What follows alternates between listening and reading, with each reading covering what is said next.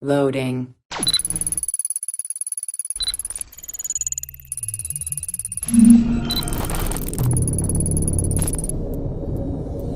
Welcome to Access the Animus. Hello everyone and welcome to a new video here on Access the Animus. In the new episode of our analysis dedicated to the context and story of Assassin's Creed Valhalla, we're going to discuss the final calculation that Odin witnessed in Asgard after stealing the 7th method of salvation, and we're going to compare it to the actual events shown in the Hidden Truth final video that can be obtained by completing all the Animus Anomalies. In the video, we'll show what Odin was foretold would happen during the activation of the 7th method and also after that, and of course we're going to analyze bit by bit the Hidden Truth video and especially the part that Odin's calculation did not take into account, all the while finding some Easter eggs and connections along the way. If you enjoyed the video, please consider liking it, subscribing to our channel and turning the notifications on so you won't miss any of our future updates. As usual, we have a lot to discuss, so let's dive right in and have a look at all the secrets hidden behind Odin's calculation and the Hidden Truth video.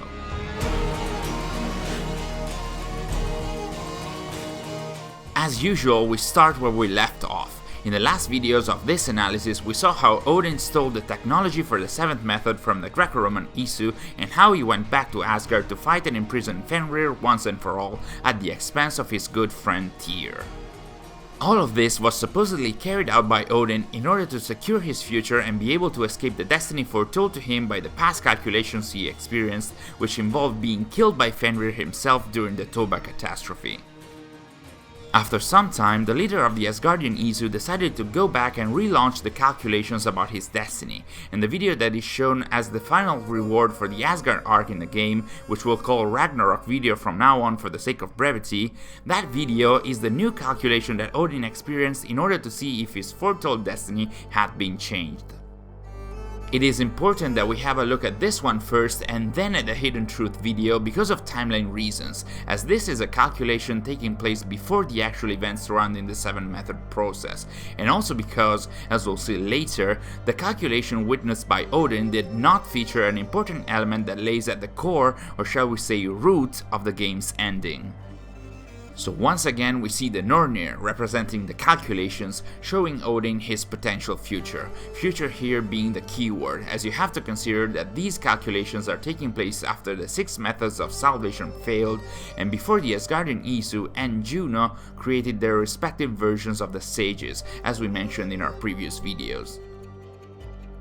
The Nornir mentioned that Odin was very arrogant to believe he could challenge the fate that he was meant to experience, and yet what is defined as a single strand escaping the fray and clinging to the weave is the one actual possibility that Odin had to change his foretold destiny through the 7th method.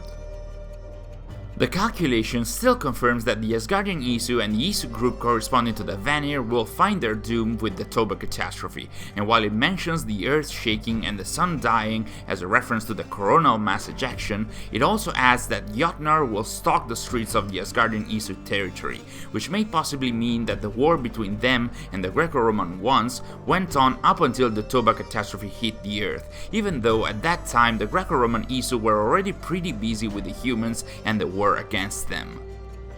As the calculation is being delivered, we start seeing elements which we'll then see in the Hidden Truth video, which showcases how the events actually ended up to be. For example, we have the 8 Asgardian Isu lined up, the table with the 8 seats, and the Isu themselves are looking at the great fires of Ragnarok hitting Asgard. Remember this, as it will lead to a discrepancy with its Hidden Truth video equivalent.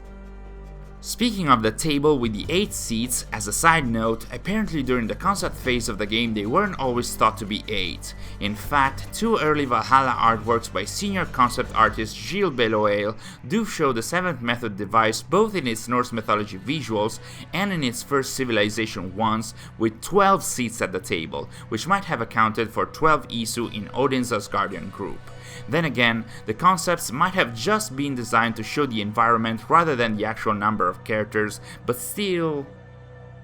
Back to the Ragnarok video, curiously enough, the calculation seems to confirm that eventually Fenrir would have quote-unquote feasted on Odin's blood, meaning that potentially, after he used the 7th method, he did eventually have his final fight with Fenrir and was killed by him. It's interesting to see that in the Ragnarok video, Fenrir is shown with the unbreakable cord still hanging from his neck as he's about to bite and kill Odin, which is basically another proof showing that this was actually bound to happen and maybe did happen.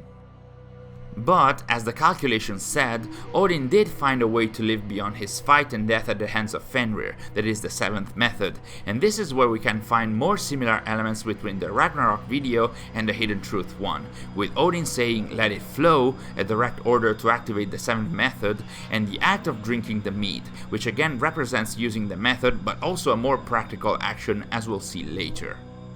Another element in common is an additional sentence pronounced by Odin, the one about going and then coming back from the life tree, a reference, as we'll see, to both the Yggdrasil and the seventh method device, the latter of which is even represented as a tree in the Ragnarok video.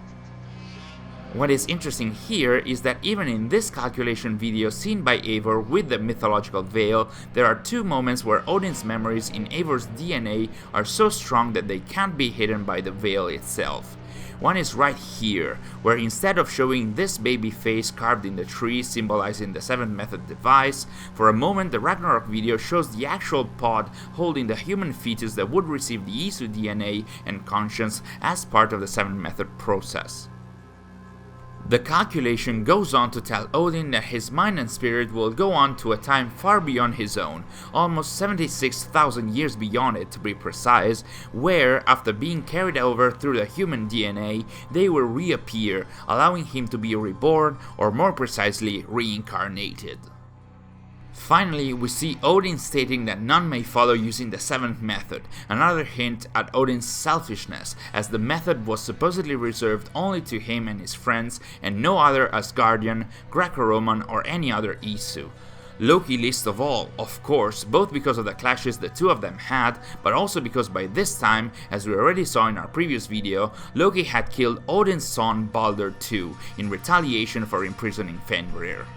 So we see Odin crashing the cup where he drank the mead, which, as we'll see later, beyond the mythological veil, is mirrored by him crashing his visor and symbolizing that no one else should use the seventh method. Right after that, Odin states that it is done, the classic Isu sentence used when a process is complete, and he subsequently says, or should we say orders, the other Isu, that it's time to face their end, represented by the Toba catastrophe, and possibly not only by that. In fact, most if not all the Asgardian Isu that took part in using the seventh method are wielding weapons, meaning they're not getting out of the room just to face the Toba catastrophe, as we'll see when discussing the Hidden Truth video. This is also where we see the second moment where Odin's memories pierce through the mythological veil unintentionally imposed by Eivor. As the Asgardian Isu leave the room, all the weapons they are wielding are not simple weapons, they are in fact pieces of Eden, and more specifically we can spot 4 swords of Eden shaped as Excalibur in the game, and the Mjolnir of course wielded by Thor. And lastly, we see a shot of the Asgardian Isu directly walking towards the exit of the room filled with fire, again to symbolize Ragnarok and the impending Toba catastrophe. And that's the end of the calculation witnessed by Odin, who, after seeing it, woke up and commented that the day where he experienced the calculation was not his day to die, possibly with a hint of satisfaction at what he had just seen.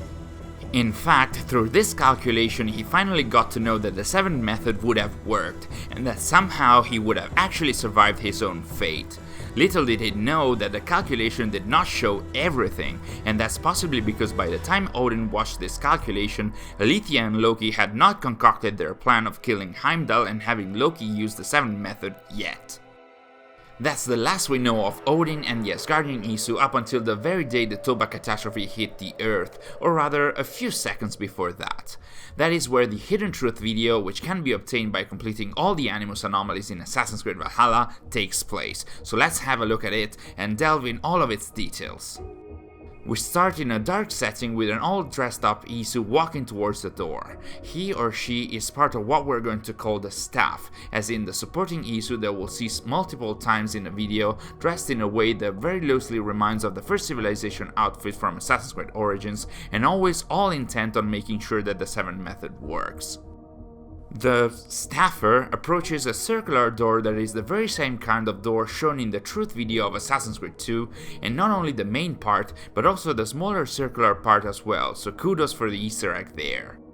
On the other side of the door we have Loki, and just to recap in case you missed our previous analysis, he had previously found out about Odin gathering his trusted friends and family in his so-called secret hall, and so he had to finally carry out his and Alethea's plan with precision, following a series of calculations of their own. So here he is, Loki, in front of Odin's secret hall, and it is kind of weird that he is standing alone at the beginning of the video outside of the 7th method chamber, which again is supposed to be secret, and with all that in mind, nobody seems to be alerted by that. What's even stranger is that Loki is also already dressed like the other Isu that are going to attempt to use the 7th method, so he should stand out even more, as that specific outfit seems to have some sort of role in making the method succeed. Instead, he's able to freely walk in as well. Of course, all the staffers are very busy with their task, and it would have been also kind of impractical to have Loki bide his time while changing his outfit to use the 7th method as the catastrophe raged on, but still... So he enters the 7th method chamber holding a tablet, trying not to get noticed, and the tablet does bear the same circular button and readings that we'll see later in the other machinery screens.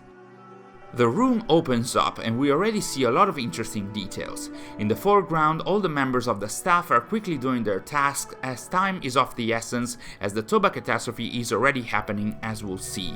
In the middle ground, we can already see the 3 human fetuses ready to be injected with the DNA and minds of the Asgardian Isu. A bit further, we can see what seems to be an Isu codex, that is a first-sieve stele containing information that appeared in the Fate of Atlantis DLC of Assassin's Creed Odyssey, and in the background we can see the 8 Asgardian Isu almost ready for the 7th method, who are actually watching a live feed of the catastrophe happening somewhere else in the world, with several glass-like walls on the side of the screen and all around the room. More specifically, as it will be more visible later, they are actually watching the final cutscene from the ending of Assassin's Creed Revelations, which showed the Toba catastrophe hitting the huge city atop the Grand Temple close to modern-day Turin, New York, as we established in the previous videos of this series.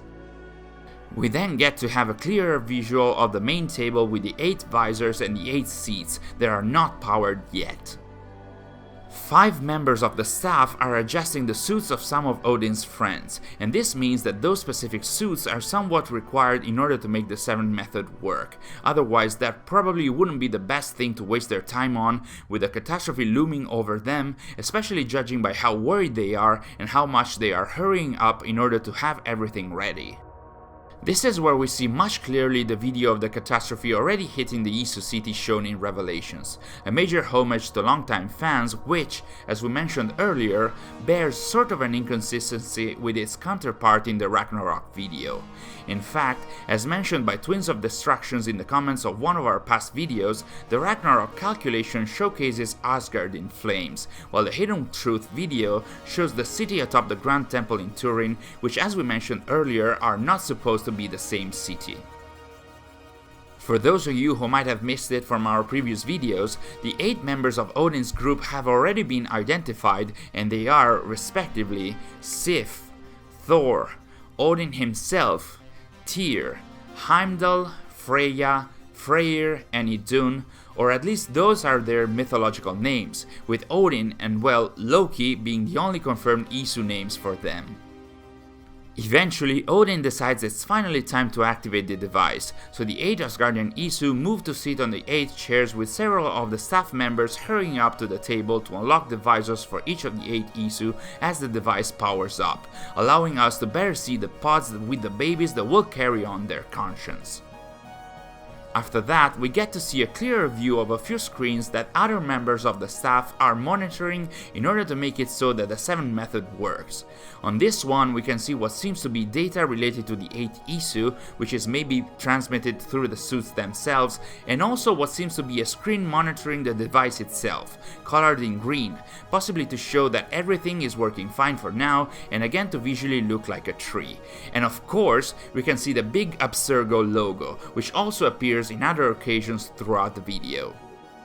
The Abstergo logo also somewhat makes sense in there, at least visually, as in 2 other occasions the same logo was used in association with First Civilization imagery. The first one was in Assassin's Creed 2, when Minerva showed Ezio several images while telling him about the history of the First Civilization, while the second one was in the picture corresponding to the final empirical truth message in Assassin's Creed Origins, as the Abstergo symbol itself went through the visual representation of a wormhole. Back to the Hidden Truth video, a member of the staff does seem to realize Loki has entered the chamber, but is stopped from reacting by the catastrophe finally hitting this side of the world as well, physically isolating the main installation of the 7th method from all its monitoring devices, while also breaking some of the glass-like walls. The lights within the room also turn red, showcasing that the main installation is in an emergency situation as the outer walls start cracking down. We then get to see a closer view of the monitoring device and of the Abstergo logo as the staff now hurries up even more in order to collect 8 cylindrical objects and place them in the back of each seat in order to power the entire 7th method device for each of the 8 Asgardian Isu, that is the chairs, the table, and the vertical structure containing the fetuses. Interestingly enough, behind the vertical structure we see that there's a door that is very similar, or at least has some very similar elements to the door of the Yggdrasil vault shown at the end of the game. This does not mean that it is the same place, as the 2 locations are widely different in size and in what they contain, but it does show that it's the same architecture, which kind of implies that the locations could be close to each other, or at least in the territory controlled by the Asgardian Isu. And of course, in practical terms, it also shows that the same assets were used for both locations, which in this case makes sense. The staff moves on to give the Asgardian Isu the visors, and again it's Odin who calls the shots, of course. That's where he says, "Let it flow," as all the Asgardian Isu put the visors on their face, and by that he means that it's time for the serum and the catalyst to be used, to flow, and thus for the method to actually enter its crucial phase.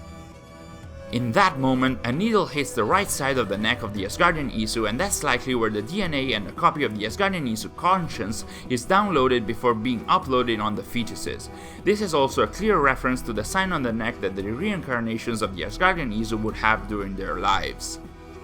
Odin then pronounces the sentence, "From the life tree we go, to the life tree we shall one day return," which is interesting to interpret. Of course, the life tree mentioned is a reference to the Yggdrasil, the sacred tree from the Norse mythology, and in this case, outside of the mythology veil and within the First Civilization narrative, in our opinion, it is potentially a reference both to the 7th method device and to the actual Yggdrasil device found in Norway, which are also both identified as trees.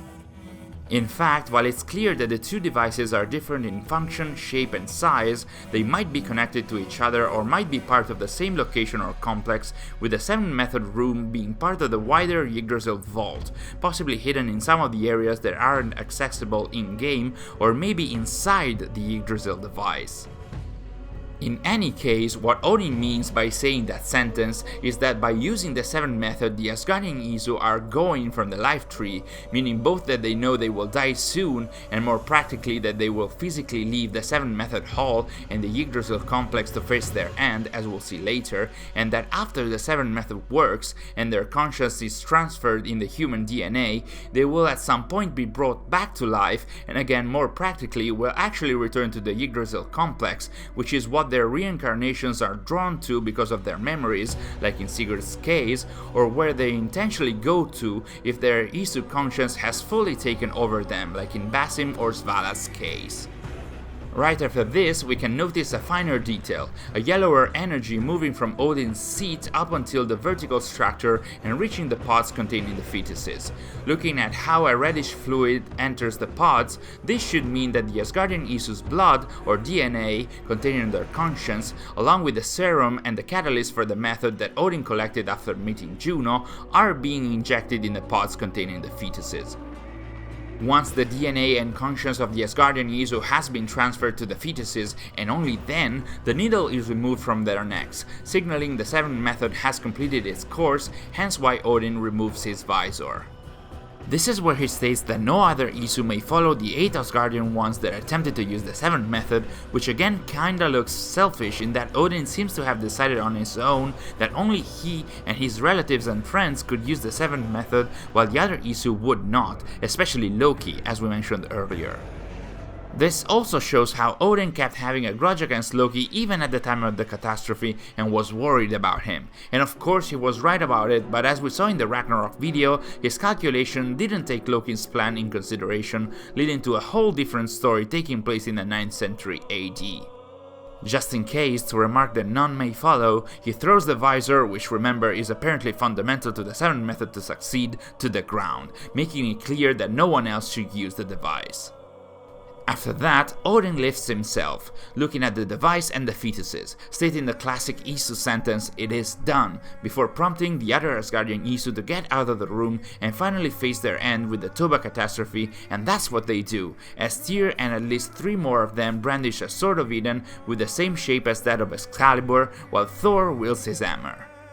As mentioned earlier, the Asgardian Isu bearing their weapons with them is possibly connected to how they are still potentially in war with the Greco-Roman ones, or at least they have to fight them in the Asgardian territory even during the Toba catastrophe, considering that the calculation mentioned Jotnar will stalk your streets as fire rains upon your heads. Again, following the calculation, this may have even led to the fated final fight between Odin and Fenrir, but alas, we can't know for sure, at least for now. The Asgardian Isu reach the exit of the room, the circular door from the truth video of Assassin's Creed 2, and a ramp that allows them to get out of there, but as we know, for an unknown reason that was however calculated by Loki, Heimdall stays behind, and is only now removing his visor, which also bears the question as to why the other Asgardian Isu didn't stay behind to check on him, or why the staffers didn't react that much to him staying behind. Of course, this was the element in Loki's calculation that he had to take advantage of in order to be able to use the 7th method and to carry on his and Elitia's plan to survive the catastrophe. So he did kill Heimdall with another Sword of Eden and was very careful to not have his visor crash to the ground. It has to be said that while it feels strange that no one noticed Heimdall staying behind, leaving him to his death, in the Norse mythology, because of their rivalry and antagonistic relationship, Heimdall and Loki were foretold to kill one another during the events of Ragnarok, so this could be a partial representation of that. At the same time though, this event has also some roots in the actual lore of the game, both because their unfriendly relationship was portrayed in some of the documents in the Asgardian arc, as we showed in our previous analysis, with Heimdall even jokingly saying that Loki would be the death of him, and also from a dialogue from the Ríkisögur documents, where Rig Hreiðarsson, Heimdall's reincarnation, hears a message possibly related to the Isu era which stated, "You will be betrayed by the last curtain," possibly meaning that Heimdall was betrayed by Loki at the very last moment as the Toba catastrophe hit the earth. In any case, then and only then, after Heimdall is killed by Loki, 2 of the surviving members of the staff actually find out about him and try to stop him, one of them using a spear-like weapon while the other is wielding a sword, and nonetheless, even while keeping and protecting the glass visor in one hand, Loki is able to dispatch them. After that, Loki hurries to one of the free seats, puts the visor on as the device is powered on once again, and he swears he will find and get his revenge on the Mad One, that is Odin, on the far side of their doom, that is when they will both be reincarnated in the 9th century AD. This is the turning point of the story of the Asgardian Isu, which has repercussions on the entire narrative of the game. In fact, this is the element that Odin did not calculate. One actually did follow, and it was Loki above all. The video does show how Loki is hit by the needle and his DNA is transferred to one of the fetuses, meaning that his plan did follow through as intended. So that's where Loki transferred his conscience to the human genome and made it so that he could be reincarnated as Basim ibn Ishak in the 9th century AD and have his revenge on Odin, while also planning to be reunited with Aletheia, who was trapped in the Staff of Eden, and finally looking for his children and especially Fenrir. And that was it for today's video, and also for our look at the mythological arcs of Assassin's Creed Valhalla, but our analysis of the game is far from over. Join us in our next video where we'll have a look at the repercussions of the use of the 7th method by the Asgardian Isu in the 9th century AD, and we finally try and have a shot at analyzing the early stages of the game's ending. Thanks for watching, and we'll see you in our next video.